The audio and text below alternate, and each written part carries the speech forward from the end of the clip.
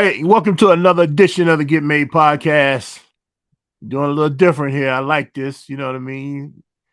And I have a very special guest that, actually probably the reason why we doing a little different because he got something different that he actually going to show us and deal with us and help us out on have a better understanding of. And without further ado, I'd like to introduce to everyone here on the Get Made podcast to Dr. Yusuf Malik Frederick. Dr. Frederick, what's up, Hey, bro? Assalamu alaikum. wa alaikum salam. Thank you so much for the invitation. And thank you, Hassan, for the opportunity to be on your podcast and to be with your audience. Thank you so much, man. And so, if you don't mind, man, give a little introduction to yourself and tell everybody how you kind of got to this spot here.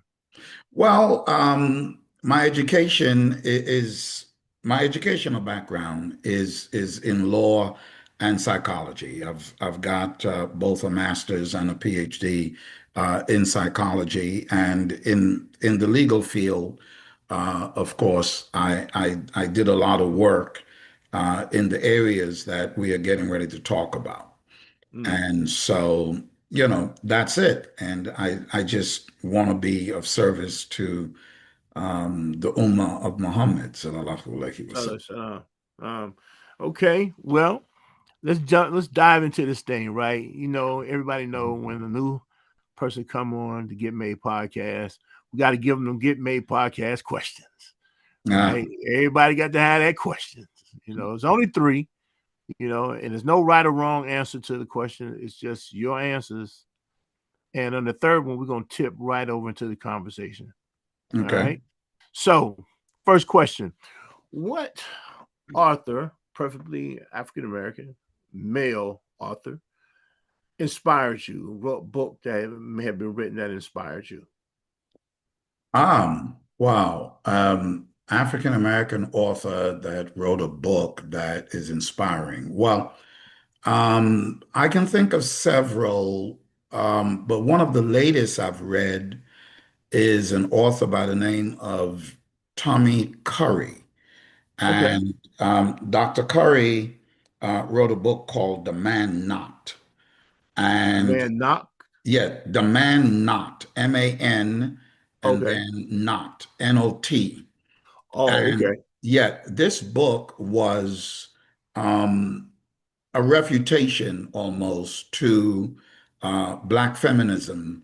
And what the book was about, it was about African American men and all of the reasons why or the dynamics that goes into making up the total man, okay? Mm. His Mm-hmm. psychological disposition, Mm-hmm. his economic disposition, his Mm-hmm. sociological disposition, and those kinds of things. And he is really um, positing that the narrative that the social narrative that's in existence about Black men, that Mm-hmm. they are they don't care, they don't have any feelings or concerns for others, they are Mm-hmm. selfish, those kinds of things. That he says that there's a background and a backdrop to it, and that that Black men should be understood and stands in need of liberation. It's a Mm. very interesting book. It became very controversial. He originally was a professor emeritus, actually, at the University of Texas in Okay. Houston, and now he is at the University of Edinburgh in Scotland. Mm. But very, very good book. No, okay. Inshallah, I got to check that out myself. Just the title intrigued me until you started talking about it. It got me even more. Yeah. So, your next question is what Black male you know who's been inspirational to you? Not somebody you read about or, got a lot of history on because you read them, but this is someone you know personally. Oh. I've got several of those. Okay. I mean, several. Okay. The preeminent one would be um, Dr. Cleveland, who is a former professor of mine in college.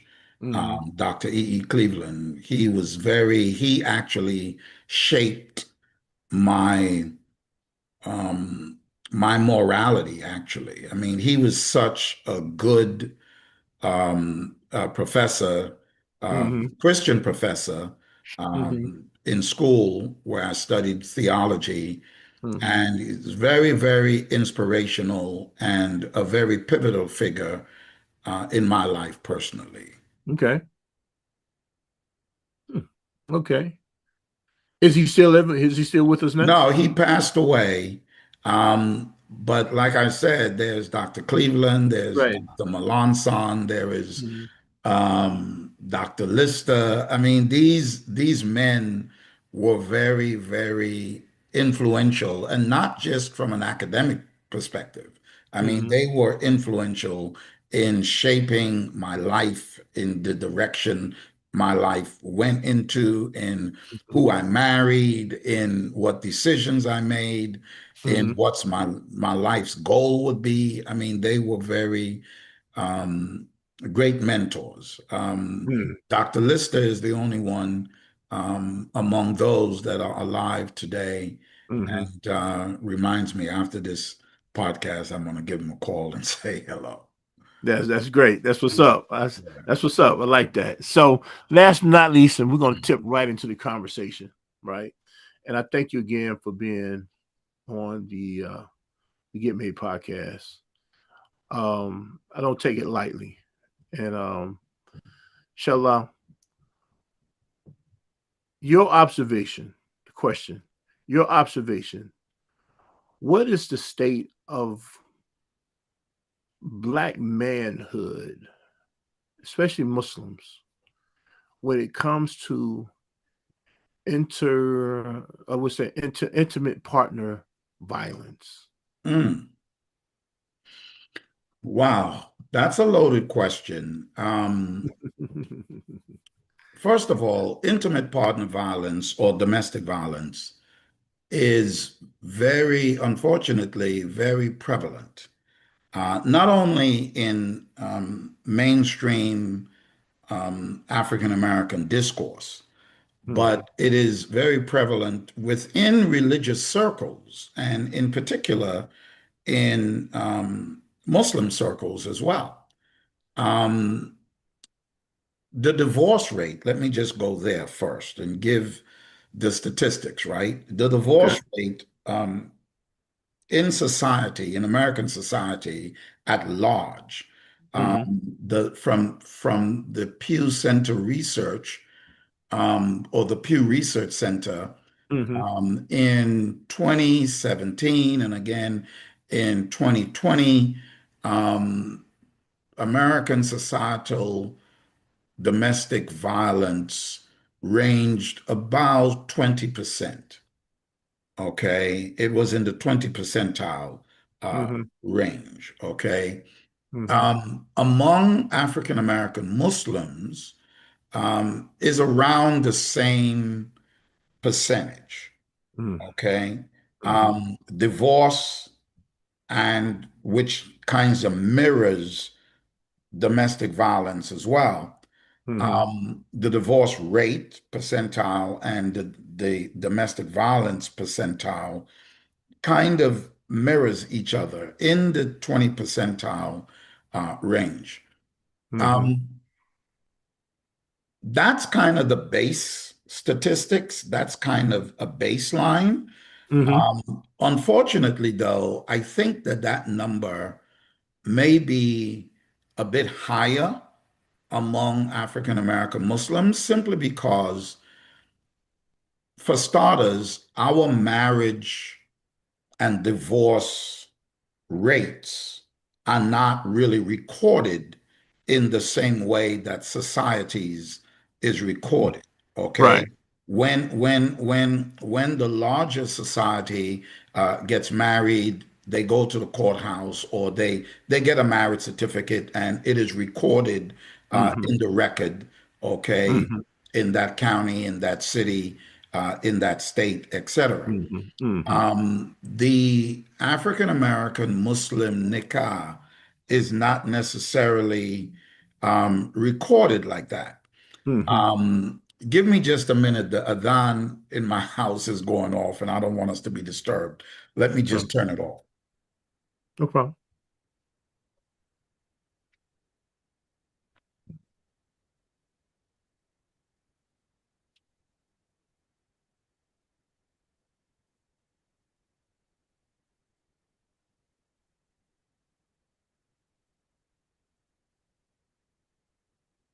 All right. Thank you for that. My No, apologies. thank you.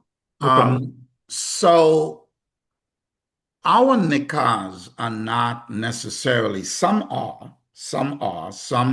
Muslims go get a state marriage license or a city Mm-hmm. marriage license, and then they get married. But the majority do not, right? Mm-hmm. Right. It is religious ceremony that occurs Mm-hmm. in any given location, from a Right. mosque to any chosen location Right. of the couple, and they have a nikah. So it's not a part of the state or the city or the county statistics, right? Mm-hmm. Mm-hmm. In the same way, the divorces are not, right? You know, the way Mm-hmm. that Okay. Muslims marry and divorce, it doesn't become a state statistical record, Right. right?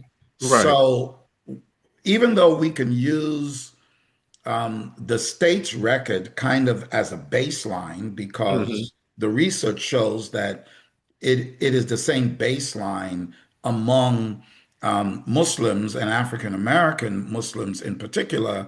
The Mm-hmm. fact of the matter is, our rates are most likely much higher because we don't necessarily record those statistics, both Mm-hmm. for marriages, divorces, and domestic violence or intimate partner violence. When it Mm-hmm. happens in the Muslim environment, people just split up, they just get divorced, or if it's really, really bad, by really, really bad, I mean there is physical harm involved, then Mm-hmm. at that point, it may come to the attention of the state Right. or the Okay. Because at local. that point it becomes a thing of potential domestic violence at that point. Yeah, yeah, it Mm. becomes a potential crime at that point. Yeah. Right.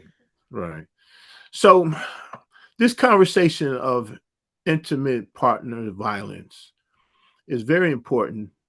It's a very important topic, but maybe people may not know what that. I mean, that sounds like a high level way of saying something, right?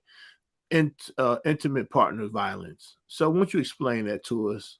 And break it down as a layman's point of view as well, if you don't mind. Yeah, so IPV, intimate partner violence, is really a catch-all phrase, right? Mm-hmm. It's a catch-all phrase in our societal discourse because a lot of partners out here in society are not men.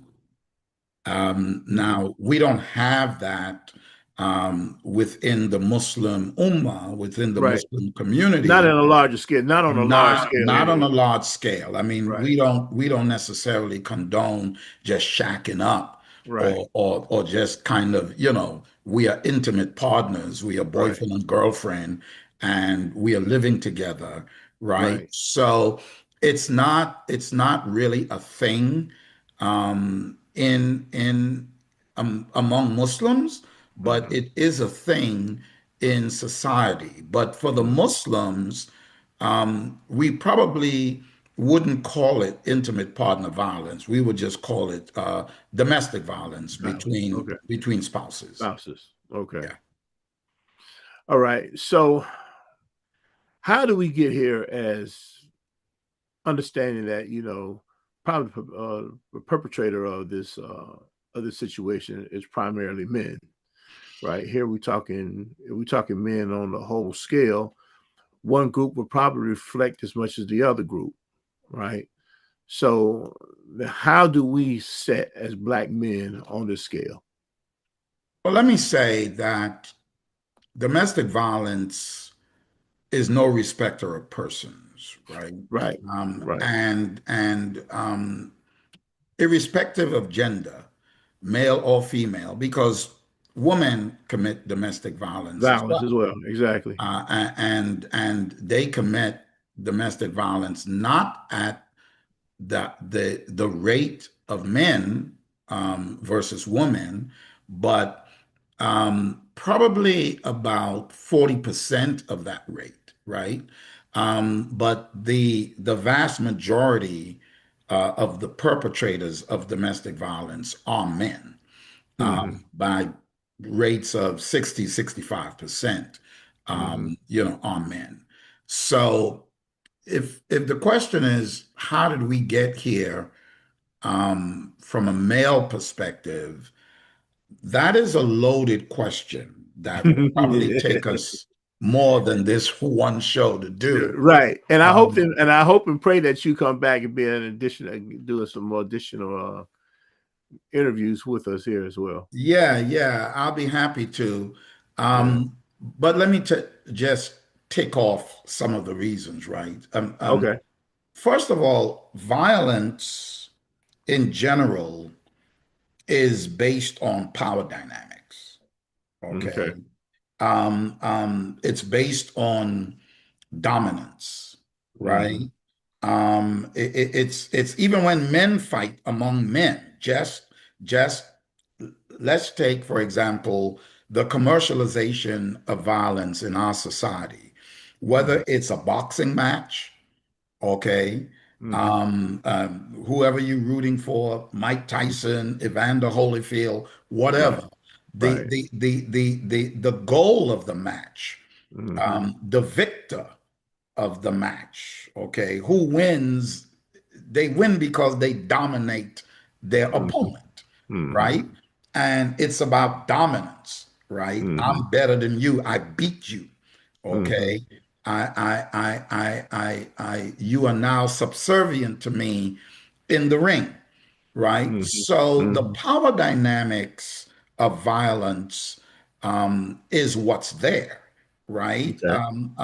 In 1945, when the United States bombed Japan, Hmm.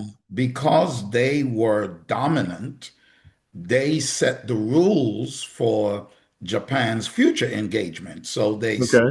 they scratched their army. They gave them a very, very light force, and the United States really kind of occupied that country until present day. And Hmm. so militarily, we were able to just dominate that country. And Hmm. every country that loses a war, the victor becomes that dominant force. Of course. Uh-huh. So fighting and violence is about dominance, right? Hmm. It's about being in control or having power over someone else. And so crimes such as rape and crimes of violence, Hmm. all of them, the crime of rape is not about sex, right? Hmm. Hmm. It involves sex, but it's not motivated by sex. It's motivated by power. It's Hmm. motivated by dominance. And similarly, the act of domestic violence is Hmm. about dominance and it's about power over the other person. So that's one dynamic. The other dynamic is the psychological makeup of the individual, right? Hmm. Hmm. Black men can have identity issues, okay, and that's because of historic oppression, racism, Hmm.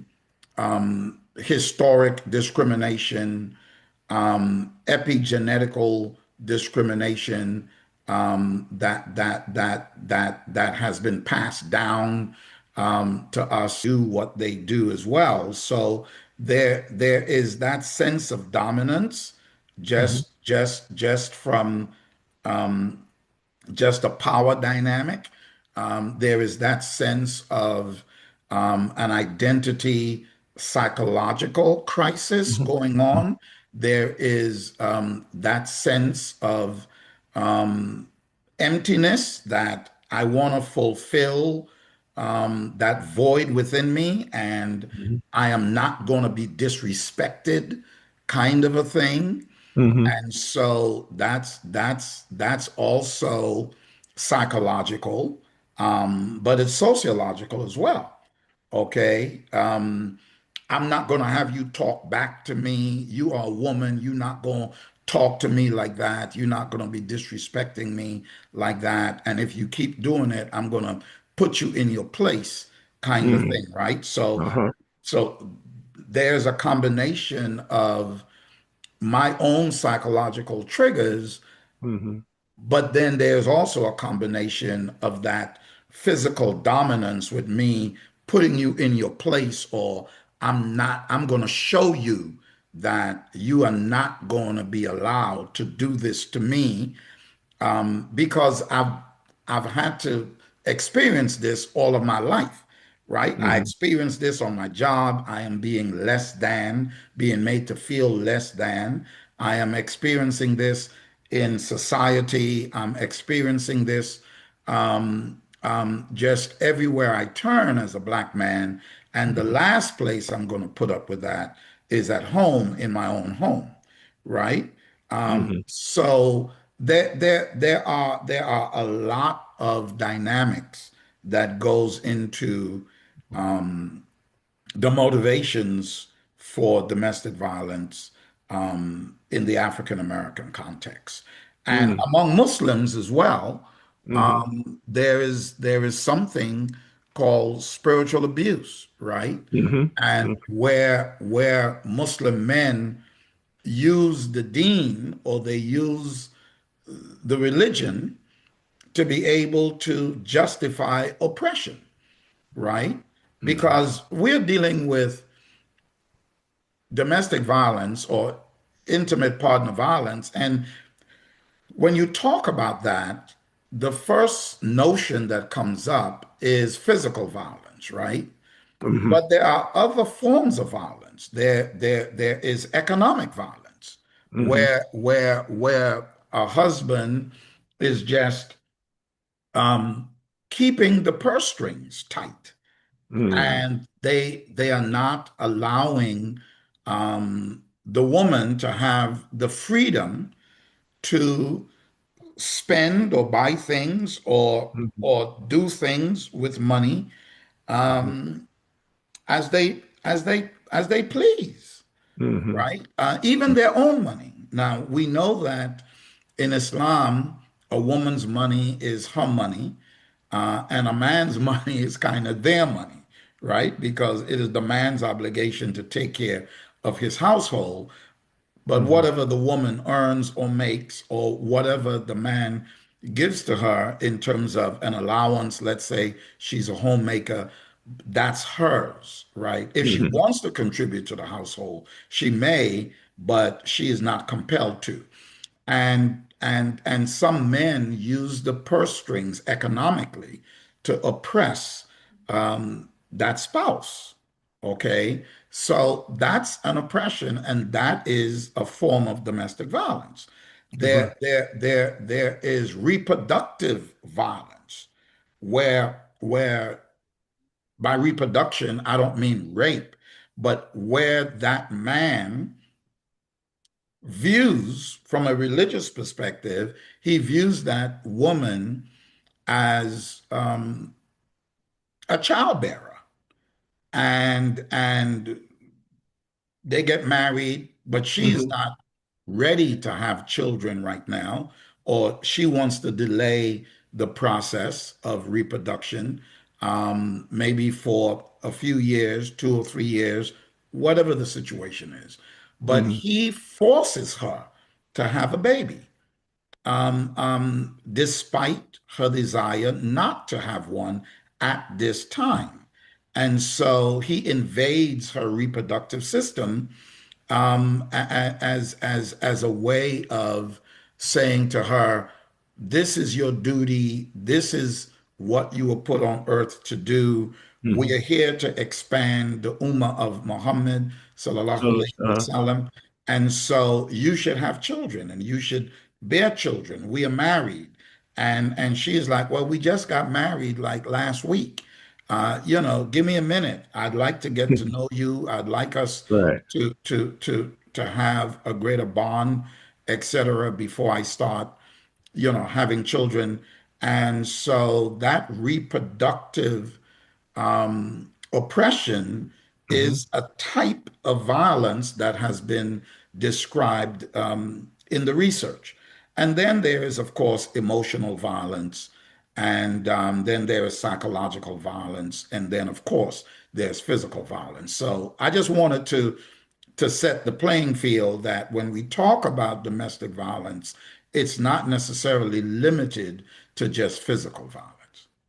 Right. And so, and I know it's easier sometimes, especially with, as men, especially as Muslim men, we tend to, I think anybody from a spiritual point of view, tend to go to the scripture, their scriptures a lot, right? Um, and I just know Muslims, we definitely, I don't want to say notorious, we do that because that's how we live our life. We live our life based upon the Quran and the Sunnah, right? Yes. And so when we start using those um those things and misusing it, and then well, there's two questions here. One, is this really, I mean, how do we identify that cultural aspect of that? How do we identify it first? That Well, we've been being taught what you're these really dynamics. talking, We've been cultivated on these dynamics of intimate partner violence that we are kind of, I think, in as far as spiritual violence is concerned, right? yeah. That we have cultivated on that a lot, I believe. So spiritual abuse and what you are identifying as one of the mechanisms of spiritual abuse is really what my research calls toxic theology. Okay. Okay. Hmm. Toxic theology is where one uses theological interpretations, or they misinterpret the scripture, as you say. They misinterpret the Quran and the Sunnah. They misinterpret the Deen in order to oppress or in order to get their way, right? And so in the domestic violence space, they may use part of the Sunnah or the Quran that says you can beat your wife lightly, right? So Hmm. so they fully take that into a different realm, Hmm. and they say, well, the Dean allows me to beat my wife, right? Hmm. And they use all type of hadith traditions without looking deeper into, is this a daif hadith? Is this a Hmm. sahih hadith? Hmm. What is the isnad of this hadith? I mean, what is the transmission? Is this a ahadith? Is this transmitted one time by one person? And what is the credibility of this Sahaba who actually transmitted this hadith? I mean, the hadith sciences are very broad. Hmm. And I am not a hadith sciences major. I'm not trained in that way, but I understand my deen, right? I Hmm. understand my religion because it's incumbent upon me to understand what I believe, right? And so I know that in order for someone to validate a hadith and use it correctly, then you have to understand the history of that hadith. You have to understand the hadith chain. You have to understand the transmission chain. And then you have to understand through the scholars how that hadith is graded before you go telling a woman or your wife something like, well, the hadith says that if a woman were to worship anybody else other than Allah, it would be her husband. Mm, So you should worship me, right? And there's a hadith out here that is misquoted, and that's it. mhm, That's if I had a dime for every time I counseled a husband or wife in Islam, a black couple, where the wife is objecting because the husband beats her over the head with this particular hadith. mhm. I would be a rich man if I had a dime for every time I heard that, right? And Mhm, so this is the um, this is the understanding. This is the mechanics of spiritual abuse. I mean, this is one of the aspects of spiritual abuse that is called toxic theology, where mhm, you take theology from its mainstream and you make it authoritative, and mhm, where you are having an authoritarian type theological and spiritual bent, and you are forcing that upon the woman, and you are using it to keep her in check or to mm, oppress her. And again, we go back to the power dynamics, right? It is mhm. just another form of power dynamic to be bigger than, stronger than, more powerful than your spouse.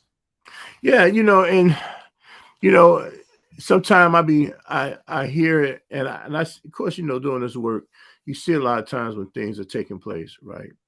But then you has somebody come back and claim that's the case when it's really not. There's really just giving real sincere correction, right? How Correct. do you make the determination between the intimate partner violence and somebody giving some correction? Well, I mean, our religion teaches us that every action is judged by its intention. Mm-hmm. And the Quran is the Fuqan, it's the criteria. Mm-hmm. Okay. And that is the scale of judgment, right? That is the scale that the Muslim uses for judgment. So Mm-hmm. one has to inquire into what the intentions of that individual is or what the Mm-hmm. intentions are. Mm-hmm. And based on that intention, that is the only way you can judge a matter. And Mm-hmm. sometimes even then, as humans, Mm-hmm. we can't judge a matter because only Allah is the righteous judge because we have our internal biases. Mm-hmm. We have our biases. And oftentimes it's difficult to put your bias on the shelf. So as those who stand in a position of equity Mm-hmm. between two spouses, then it is the only honest thing to do. In psychology, for example, there's something called bracketing. Bracketing is where you admit to your own biases and you put your biases in a bracket Mm-hmm. and you say to yourself, okay, this matter is before me, but I'm gonna tell you right now, um, I have certain biases that I'm going to try to avoid. And these are my biases, and I'm going to bracket these. And Mm-hmm. then you try to look at the issue from a fairly neutral perspective, Mm-hmm. without the lens of your biases. But it's a very difficult analysis Hmm. in terms of how do you determine that. For me personally, I try to inquire into the individual's intention so that I can understand what's going on in that individual's mind and his heart. Hmm. However, there's another aspect of this. Okay. Human behavior is like an onion. Okay. It's multi-layered, Right. okay, and it's complex. Right. And sometimes we ourselves don't understand the true motivation behind our own behavior. Mm. And sometimes that's why, professionals do this job. That's why you have, clinicians and therapists and people who are trained in kind of understanding the layers and Hmm. delayering this onion so that we ourselves can get a better picture of what our own motivations are. I mean, Hmm. a lot of times guys are really victims and survivors of past trauma, Hmm. going back as far as their childhood. They have had adverse childhood experiences, and those adverse childhood experiences have kind of molded and shaped some of their convictions and mold and shape some of their behaviors. And sometimes those behaviors are dormant until some trigger occurs Hmm. as an adult, and that behavior resurfaces or Hmm. surfaces for the Hmm. first time. And Hmm. that person really don't even know why they reacted like that. And sometimes all they say is, well, we were talking and she got me mad. Right. Well, what does getting mad means? Getting mad is you are outside of yourself. Hmm. You don't even understand what you, I mean, that's the mental state of madness, right? Hmm. In Islam, we call it being majnoon. Hmm. You are out of your mind. You are not operating under your own senses, right? Hmm. This action that occurred autonomously, that you did not even form an intention to do this thing. This behavior just happened, Hmm. right? And as far as you're concerned, I just got mad. But being mad is not a clinical diagnosis. It's not a psychological diagnosis. There's no diagnosis in the DS5 that says he was mad. Okay. So there is something going on other Hmm. than that local common colloquial term. I Right. just got mad. There Right. is I mean, there is some emotional deregulation. It's probably more likely. Yeah. I mean, because there is a connection, but there should be a connection. I don't know if it's scientifically proven, researched, anything in the relation there, but a person being emotionally unstable. Okay. Let me change how I say that. Emotionally deregulated. You yeah, know, I mean, you can and have interpersonal violence. yeah, I I mean, guess. you can have emotional deregulation, but that really doesn't, that is a label, right? That is a Mhm. label. Emotional deregulation or emotional dissonance. I mean, all those are really nice sounding labels. Um, um, um, but it doesn't really explain the reason behind this situation. It doesn't really explain that, right? It tells you what happened. My emotions were deregulated, Right. okay, as opposed to my emotions being regulated. But Hmm. it doesn't explain why were you in a deregulated situation? Why Hmm. were you emotionally off? Why were you not on your square? Why were you not on your game, right? And that's what I'm getting to. What I'm getting to is what's going on in your mind, what's going on in your psyche, Mm-hmm.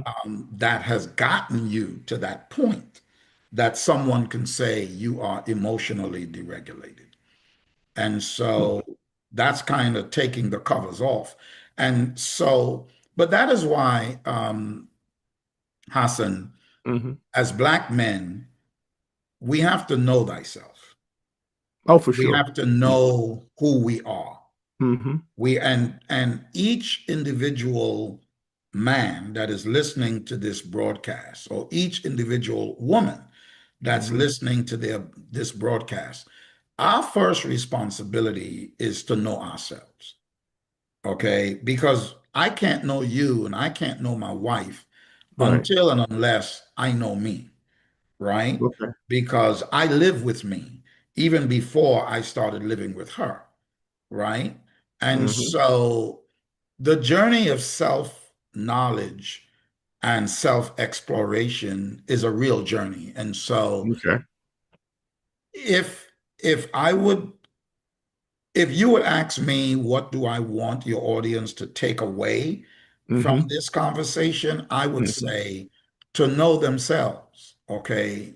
And not Okay. just your name, but your nature, okay? How do we go about that? Give me maybe three to 5 points. Let's keep it kind of simple, right? If we Yeah. wanted somebody to get to work today, right? Well, You know, I would engage in a self-assessment, uh-huh. right? Now, Mm-hmm. that self-assessment would have to come from outside of myself. See, a lot of people try to know themselves Mm-hmm. without getting help. I don't know of any instances that that works. Okay. Even the Buddha had to seek enlightenment from outside of himself, right? And Mm-hmm. so we have to seek enlightenment outside of ourselves. You can't just Yeah, I um, think and I think alhamdulillah, man, you saying that right. And we should say that. I think I just had a show on last week, right? Talking about micro group support groups, right? yes, Support, yes, right? And yes, so smaller support groups. smallest, right? You know what I mean? Having your intimate core people who you seek your guidance from, right? Yeah. And I think, man, that is probably the most hardest thing for us to do. Yeah, I mean, unfortunately, we take friendship and partnership in its most benign state, meaning that we take friendship and at its most surface level, Mm-hmm. okay, that it doesn't really penetrate, it doesn't go deep, it doesn't go to the core. So when we say, hey, this is my partner, or this is my sahaba, to use an Islamic phrase, Mm-hmm. then we go together, me and my friends, me and my partner, me and my Sahaba. We go to a movie, or we go hang out, or whatever you do. You go shoot pool, or you go to the gym, or you play, 21 on the basketball court. And you do things like that, but you don't engage in real friendship that goes deep, where Okay. you examine each other, where you help each other, where you exhort each other to goodness, where you exhort Mm-hmm. each other in a way that makes each other better, you Mm-hmm. know, from a quantitative standpoint, right? Where Okay. you can measure that I am making you better and you are making me better. We are helping each other to be better Muslims in a way that is measurable. That before you were my friend, I only prayed 3 times a day. But our friendship has caused me to make all five of my prayers on time, Mm, right? mm, That's mhm. measurable, right? I went from Right. three prayers to five prayers, right? Hmm. And friendship that really makes us better men, makes us better people. Hmm. And so men need to have those kinds of friendship bonds, those Hmm. kinds of relationships. And now you can engage in these micro relationships, but you can Hmm. also, first of all, do a self-assessment. I have a survey that Mm. I didn't develop it, Okay. um, but it is kind of an integrated survey. Hmm. I have used it because I integrated it based on different sources Hmm. and based on my research in psychology as I moved towards my dissertation, I Hmm. was able to combine this instrument and really have it as a good quantitative instrument. I think that we need to take a survey of ourselves, Hmm. either mine, that one, or some other one. Do a self-assessment survey and to thine own self be true. This is kind of looking at the mirror before you go outside, right? And we all do that. Hmm. We all look in the mirror, make sure The thing about it is straight, right? that we I look mean, you straight. got full length. You got full length mirrors, so make sure everything you Yeah, see yeah, all you parts have of it at full, one yes, time. head to toe, head to Hmm. toe. We want to make sure that we are ready. Hmm. But when was the last time we really looked at a moral mirror or whether we made a spiritual self-assessment, Hmm. right? Hmm. Where we actually sat down for 20 minutes. Hmm. And now we spend more than 20 minutes in the full-length mirror, right? Right. We can spend 20 minutes doing a self-assessment Hmm. and really thinking about it, really thinking about our answers, thinking about our responses, thinking Hmm. about why we feel this way, Hmm. okay? Why we go about things this way, why we have Hmm. this view, why we have that view, and use that self-assessment as a baseline to have a discussion with someone, have Hmm. a discussion with your most trusted friend, and give them the assessment and says, man, I didn't know I was like that. Hmm. Can you help me explain? Do you think I'm like that? Like for real? I know that I answered this for myself, but you give me some examples. Hmm. Or go to a therapist, go to a professional, Hmm. and do some cleanup on aisle one. Hmm. Hmm. Okay. So I'm gonna land. We're gonna land for right now because I mean this conversation can probably take another 2 hours to go through, Oh, for sure. right? And I want to definitely invite you back um, on Get Made podcast because I want to go into definitely want to get into a deeper discussion about intimate partner violence and probably drilling into you know spiritual abuse, financial abuse, you know, mental and emotional abuse. Like you say, the interpersonal, that intimate partner violence. That's a real catch-all for a lot of things, right? Yes, yes, it is a catch-all, and this is a great place to pull the curtains on this particular Right. episode because, um, as I said, if I can leave your audience with one thing, it would Hmm. be to know thyself and to Hmm. pull the covers off on what motivates you and what kind of makes you tick, kind of going under the hood and seeing what type of engine is really under there seeing and understanding as best as you can what Mm-hmm. your makeup is. Because if we do that, if we look under the hood, and if we get some help from a qualified mechanic, Mm-hmm. right? Mm-hmm. Then we can be a better running engine, and we can stop running hot, so to Right. speak, right? And we can, cool down a little bit. And No. Inshallah. Well, like I say, this conversation is going to get. We're going to, we high level right now, right? It's not really. We haven't really dropped into the real of it.